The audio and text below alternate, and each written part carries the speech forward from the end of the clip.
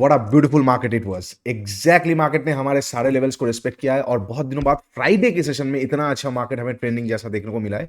बहुत बढ़िया लेवल से हमारा मार्केट ने रिस्पेक्ट किया, हर एक ट्रेड हमें मिला, सब कुछ हम डिस्कस करेंगे और देखेंगे आने वाला वीक यानी कि 5 पे हम किस तरह से मार्केट पे ट्रेड कर सकते हैं। मंडे को कौन सा इंपॉर्टेंट लेवल्स होने वाला है निफ्टी एंड बैंक निफ्टी का, एंड हम कैसा एक वीकली एक चार्ट एक्सपेक्ट कर सकते हैं, सब कुछ हम ब्रॉड टाइम फ्रेम से एक्सपेक्ट करेंगे और साथ ही साथ आज कहां कहां पे ट्रेड बना हम सब कुछ देखेंगे। तो hey everyone, welcome back to my YouTube channel the Bengal trader. I hope you guys are doing well. Video को पूरा देखिए, लास्ट तक देखिए, सब कुछ यहाँ पे इनसाइट्स मिल जाएगा। और एज ऑलवेज अच्छा नहीं लगे तो लाइक मत कीजिए, अच्छा लगे तो ऑब्वियसली थोड़ा लाइक दे दीजिए, ठीक है। एनीवे थोड़ा नहीं, पूरा ही दीजिएगा। ओके तो आज कौन सा ट्रेड बना, अगर आप लोगों को याद है लास्ट डे का एनालिसिस अगर आप लोगों को याद है, हमने क्लियरली डिस्कस किया था कि मार्केट अगर गैप अप ओपन होता है, अगर गैप अप ओपन होने के बाद आधा घंटा सस्टेन करता है तो मैं वहां पे अपसाइड का ही ट्रेड लूंगा। अब फिर से एक बार देखिए, वहां पे मैंने क्लियरली बताया था अगर इंडिसीजन कैंडल आता है तो डाउनसाइड लिक्विडिटी स्वीप के बाद ही मैं कहीं ना कहीं अपसाइड का ट्रेड प्लान कर सकता हूं। यहां पे डाउनसाइड का डोजी टाइप का कैंडल आया, डाउनसाइड का लिक्विडिटी स्वीप हुआ और अपसाइड का बहुत बेहतरीन ट्रेड बना। हालांकि मैंने ये ट्रेड नहीं पकड़ा, मैंने कौन सा पकड़ा था, निफ्टी वाला। कौन सा था, सस्टेन मोर देन 1 आवर, ये जोन के ऊपर सस्टेन करना पड़ेगा आधा घंटा। यहां पे 1 घंटा सस्टेन किया और क्या बेहतरीन निफ्टी ने अपना ऑल टाइम हाई तक रैली दिया 167 पॉइंट का, जो कि कम नहीं होता है, ठीक है। तो वो एक था और साथ ही साथ यहां पे आईसी सेटअप था जो कि आज लाइव ट्रेडिंग में हमें पता लगा है, ठीक है। मतलब आई मीन लाइव मेंबर के साथ हमें पता लगा है। बहुत पुराना चार्ट था तो मैंने क्लियरली मेंशन नहीं किया था, इसीलिए यही मजा हो जाता है। मेरा गोल यही है कि कम्युनिटी ऐसा बनाओ अगर आप कुछ भूल जाओ बाजू वाला आपको याद दिला दे। क्योंकि क्या है ना, यहां पे जो एक आईसी था मुझे याद नहीं था, बिकॉज ये आईसी था 17 जनवरी का, तो मिडिल में इतना कुछ हो गया, मुझे वो याद नहीं था ठीक से, मैंने उसको ओवरलुक कर दिया था। बट फॉर्चुनेटली हमारे ही मेंबर्स ने हमें बता दिया यहाँ पे एक आईसी है, बहुत अच्छी बात है, आईसी है तो आईसी पे हमने शॉर्ट कर दिया और रिएक्शन देखिए। हालांकि इतना बड़ा मैंने सोचा नहीं था, ये एरिया के आसपास ही मेरा टारगेट था, पूरा हो गया, उसके बाद आ गया। अच्छा, और एक चीज मैंने आप लोगों के साथ क्लियरली मेंशन किया था कि लिक्विडिटी पूल जो जा रहा है, लिक्विडिटी पूल के नीचे एक कैंडल क्लोज होगा, एंट्री थोड़ा बहुत बनाइए, प्राइस एक्शन आ जाएगा, फिर से बनाइए। एग्जैक्टली उसी बेंडिंग वे में मार्केट नीचे गिर गया। अब हमारा टारगेट कहीं ना कहीं इंबैलेंस और ये 45,500 से लेकर 300 के बीच में है, जहां से हम मेजर बाइंग साइड पोजीशन बनाएंगे, ठीक है। तो आई थिंक इसके ऊपर एनालिसिस की जरूरत ही नहीं है कि मार्केट अगर ये एरिया के आसपास आएगा तो हमें बाई करना है, ठीक है। फिर भी हम बात कर लेते हैं, अगर आप लोगों को थोड़ा सा और याद है तो वीकली चार्ट पे लास्ट वीक के एनालिसिस पे मैंने आप लोगों के साथ क्लियरली डिस्कस किया था कि ये वाला वीक हम थोड़ा सा वॉलेटाइल एक्सपेक्ट कर रहे थे और साथ ही साथ नॉन ट्रेंडिंग एक्सपेक्ट कर रहे थे। आप चार्ट देख के आपको समझ में आ जाएगा कि ये वीक में ऊपर से रिजेक्शन आया है तो दोनों तरफ का मूवमेंट आया है, ट्रेंडिंग वीक नहीं हुआ है, ठीक है। तो अब नेक्स्ट वीक क्या है, इसी तरीके का हम एक्सपेक्ट कर सकते हैं और आने वाले वीक से हम ट्रेंडिंग वीक एक्सपेक्ट कर सकते हैं। तो एक और वीक में इसी तरीके का वीक एक्सपेक्ट कर रहा हूं, थोड़ा बहुत वॉलेटिलिटी, उसके बाद से मार्केट शांत हो सकता है। तो नेक्स्ट वीक पे हम कैसे प्लान करेंगे, डेली कैंडल अगर हम देखेंगे, एक स्ट्रॉन्ग डेली कैंडल ऐसा चल रहा है, एक स्ट्रॉन्ग बेयरिश कैंडल आया है। आवरली कैंडल अगर हम देखेंगे तो कहीं ना कहीं जो मेन जो एरिया होने वाला है बाइंग का वो 45,500 से 300, और अगर हम थोड़ा सा अबव बाइंग देखें तो ये एरिया हो सकता है। मतलब ये दो एरिया बाइंग के लिए हो सकता है, लेकिन ऊपर वाला जो है इसमें लिक्विडिटी नहीं है, तो मैं शायद उतना इस पे इंटरेस्टेड ना रहूं। तो इसको मैं वॉच जोन के हिसाब से ही रखूंगा, बिकॉज यहाँ पे एक इम्बैलेंस जैसा भी है। अब 15 मिनट पे जाएंगे, एक्चुअली मैं इसको देखूंगा भी नहीं बिकॉज इसके नीचे इम्बैलेंस है, तो कहीं ना कहीं 45,500 से लेकर 300। तो मंडे के सेशन में अगर बैंक निफ्टी फ्लैट ओपन होता है, फ्लैट ओपन होकर तुरंत नीचे आता है, तो आज का डेलो तोड़ते ही मैं शॉर्ट करूंगा। क्यों शॉर्ट करूंगा, ये मेरा स्टाइल नहीं है, but I will short here because of the momentum. First hour का 15-20 मिनट का मोमेंटम रहता है तो मार्केट थोड़ा मोमेंटम दिखा सकता है जो मार्केट को इम्बैलेंस तक ले आ सकता है। तो फ्लैट ओपन होगा, तुरंत तोड़ेगा, मैं यहाँ पे बाई करूँ, शॉर्ट करूंगा मार्केट को, बिकॉज ये कैंडल देख के बहुत लोग आज बीटीएसटी कॉल लेके भी गए कि हैमर कैंडल है तो इसके ऊपर ही मार्केट खुलेगा। ऊपर खुला तो अलग बात है, लेकिन अगर फ्लैट खुल गया और नीचे आ रहा है तुरंत तोड़ेगा, मैं यहां पे शॉर्ट कर सकता हूं मार्केट को, ठीक है। अच्छा, और एक सिनेरियो होगा, अब नॉर्मली मैं बोलता हूं कैंडल का हाई रिस्पेक्टेड होना चाहिए, लेकिन अगर यहां पे कैंडल का हाई तोड़ के नीचे का लो तोड़ेगा, मैं तो और डबल क्वांटिटी से शॉर्ट करूंगा, बिकॉज जो लोग कैंडल का हाई तोड़ने के बाद एंट्री करते हैं वो लोग भी पूरे तरीके से फंस जाएंगे। तो एनीवे हम अगर मार्केट को थोड़ा सा डीपली इंटरप्रेट करेंगे तो हमें ये सारा चीज समझ में आएगा, और हम डीपली नहीं जाते, नहीं तो वीडियो आधा घंटा 1 घंटे में भी मैं कंप्लीट नहीं कर पाऊंगा, इतना सारा बात है, मार्केट हमसे चीख चीख के बोलता है, ठीक है। तो फ्लैट ओपन के नीचे जैसे आज का डेलो तोड़ेगा मैं थोड़ा क्वांटिटी शॉर्ट करूंगा, इम्बैलेंस तक का मार्केट का टारगेट रखूंगा, ज्यादा बड़ा टारगेट नहीं है, यहाँ से लगभग 300 पॉइंट, देखिए 300 पॉइंट हमें ज्यादा बड़ा नहीं लग रहा है। एनीवे इंडेक्स साइजिंग भी बड़ा हो चुका है। अब फ्लैट ओपन के नीचे का हो गया, अगर फ्लैट ओपन के ऊपर जाता है मैं कुछ नहीं करूंगा, यहाँ पे एफवीजी पड़ा हुआ है, यहाँ का आईसी आसपास के ये एरिया के आसपास भी एक आईसी जैसा भी आने वाला है, तो ये एरिया के आसपास से मैं एक बार शॉर्ट कर सकता हूँ। अदरवाइज यहाँ का जो लिक्विडिटी है एक बार ग्रैब होने के बाद मैं शॉर्ट कर सकता हूँ। मेरा कहने का मतलब सिंपल है, क्योंकि यहाँ का लिक्विडिटी पूल जो था, क्योंकि यहाँ का जो लिक्विडिटी पूल था आप लोगों को याद है, ये जो लिक्विडिटी पूल एरिया था यहाँ का, ठीक है। और एक चीज देखिए, मैंने क्या बताया था, लिक्विडिटी अगर आपको जोन निकालना आ गया, आप भले यहाँ पे ड्रॉ करो, यहाँ पे ड्रॉ करो, यहाँ पे ड्रॉ करो, यहाँ पे ड्रॉ करो, यहाँ पे ड्रॉ करो, कैंडल जब क्लोज देना होगा वो स्मूथली ही क्लोज देगा। एनीवे जो यहाँ पे लिक्विडिटी था, तो अगर इनकेस फ्लैट ओपन होकर मार्केट ऊपर जाता है, मैं कुछ नहीं करूंगा, ये सारे एरिया के आसपास से मैं एक बार शॉर्ट कर सकता हूँ, बिकॉज प्राइस का बहुत अच्छा बेंडिंग आ चुका है, माइनर टीएफ में एक ओबीबी जैसा आ चुका है, आईसीए, एफबीजीए, ओबीए, सेंटिमेंटल है, तो ये एरिया से मैं एक बार शॉर्टिंग के बारे में ही सोचूंगा। कौन सा एरिया हो जाएगा मैं मार्क भी कर देता हूँ आप लोगों के लिए for the ease of access, कहीं ना कहीं 46,320 के आसपास से। ठीक है, कहाँ गया, एक second, I am so sorry, 46,320, ठीक है, 46,320 मेरे लिए कहीं ना कहीं एक शॉर्टिंग जोन होने वाला है, इसको मैं मार्क कर देता हूँ।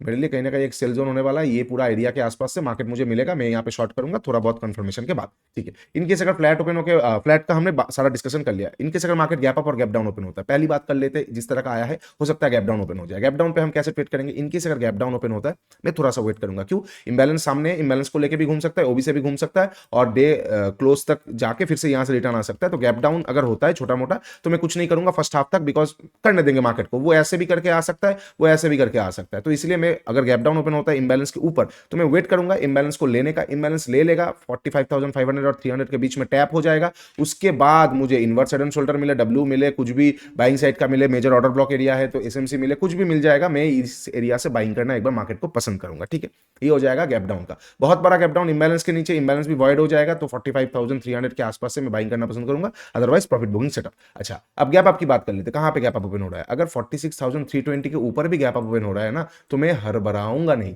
गैप अप ही है, गैप अप किसी के हाथ पे कंट्रोल नहीं है।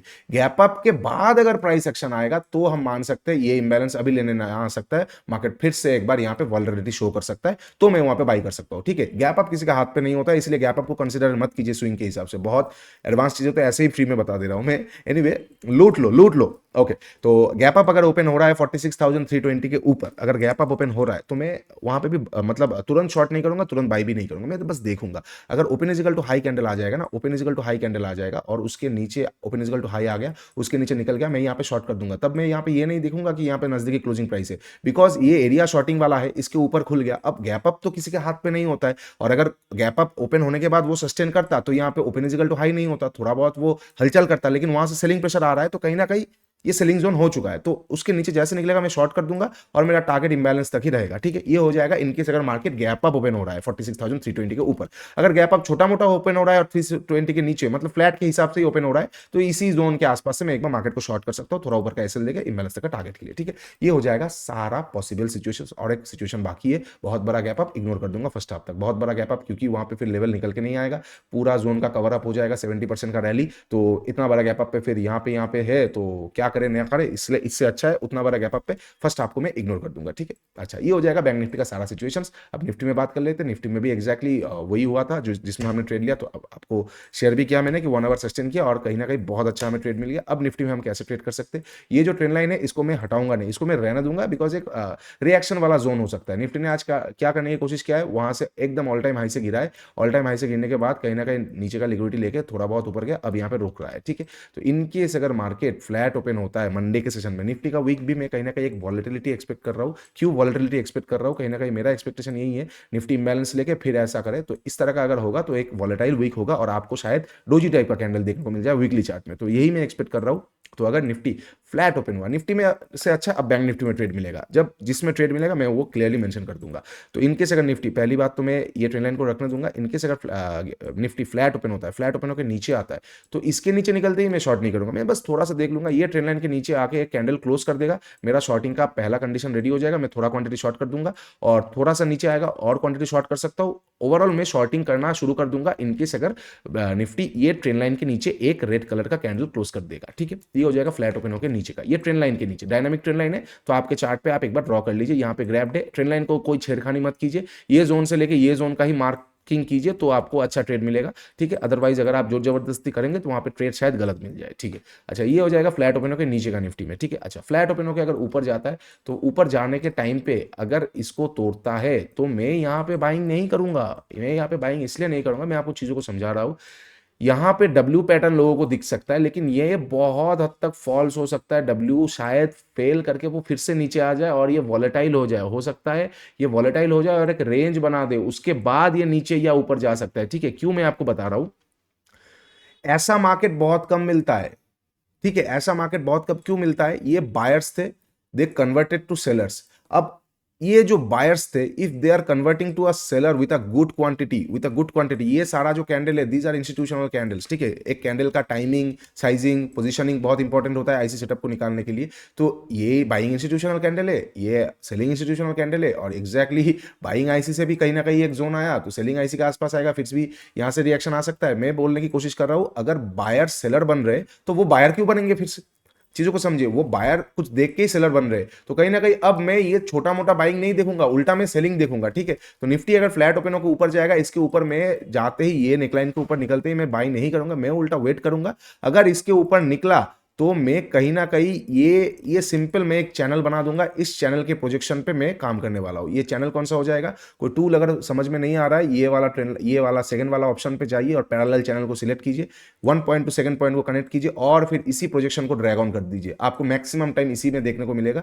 अगर फ्लैट ओपन हुआ और इसको तोड़ रहा है, मैं उल्टा वेट करूंगा, अपर चैनल से जैसे मुझे रिजेक्शन मिलेगा, मैं अपर चैनल पे शॉर्ट कर सकता हूँ लोअर चैनल तक का टारगेट के लिए, ठीक है। चैनल ट्रेडिंग बता रहा हूँ, हर एक वे का ट्रेडिंग बता रहा हूँ और हर एक चीज में सिखाता हूँ, क्योंकि हर एक मार्केट कंडीशन के लिए हमें रेडी रहना पड़ता है। वो अलग बात है, जो मेरे मेंटरशिप ग्रुप में है उनको तो मतलब वो इतना अच्छा ट्रेड करते हैं, उनको ये सारे छोटे मोटे ट्रेड्स की जरूरत ही नहीं पड़ता। बट फिर भी I am not being biased, I am being practical. हर एक ट्रेड हमें करना चाहिए अगर हमें मिलता है तो, और अगर क्वालिटी ट्रेड पे आप फोकस करते हो तो ऑब्वियसली इन सबको आप इग्नोर कर सकते हो, ठीक है। ऐसा कुछ होगा तो मैं ऐसे ट्रेड कर सकता हूँ, ठीक है। अच्छा, अब आपको लग रहा है कि इतना प्रीमेडिटेट क्यों कर रहा है, मैं प्रीमेडिटेट नहीं कर रहा हूँ, मैं हर एक प्लान पे रेडी रहना चाहता हूँ। अगर मार्केट ऐसा हुआ तो आप खुद को क्या बोलोगे, अरे ये फॉल्स क्यों हो गया मुझे पता नहीं, तब जब जाके परसों को रात को आप जैसे एनालाइज करोगे, वो अच्छा चैनल है, तो जब चैनल बन सकता है, प्रोबेबिलिटी है, तो पहले से एक प्रोबेबिलिटी को हम पकड़ के रखते हैं ना। एक एक चीज का एक आउटकम बहुत सारा हो सकता है, एक चीज का आउटकम बहुत सारा हो सकता है। हर एक आउटकम में हम अगर प्रोबेबिलिटी के हिसाब से मार्क कर लेंगे, इसका 10 है, 20 है, 30 है, 40 है, तो जिसका प्रोबेबिलिटी सबसे ज्यादा होगा हम उस पर बैठे रह पाएंगे ना।